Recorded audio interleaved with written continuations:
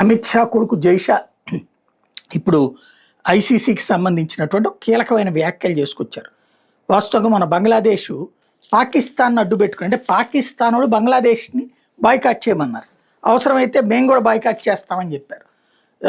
తీరా చూస్తే ఏది ఈ ఐపీఎల్కి సంబంధించి ఇదే మన ఈ ఎక్కడ ఆడాలి అన్నటువంటి ప్రదేశానికి సంబంధించి ఫైనల్గా వచ్చేటప్పటికి పాకిస్తాన్ మాట నమ్మినటువంటి బంగ్లాదేశ్ నిలువునా మునిగిపోయింది.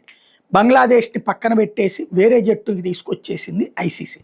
పాకిస్తాన్ ముందు ఆడనన్నటువంటి పాకిస్తాన్ చచ్చినట్టు ఆడింది.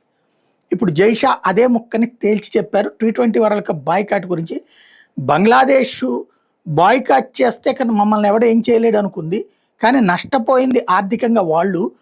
అదే సందర్భంలో వరల్డ్ కప్ ఏదో ఒక జట్టు కోసమని ఎప్పుడూ ఆగదు, ఖచ్చితంగా జరిగి తీరుతుంది. ఐసీసీ అనేటటువంటిది ఎవరి మీదన ఆధారపడ్డది కాదు. ఒకటే గుర్తుపెట్టుకోవాలి, 7.2 మిలియన్ల మంది చూశారు ఐసీసీ వరల్డ్ కప్ని.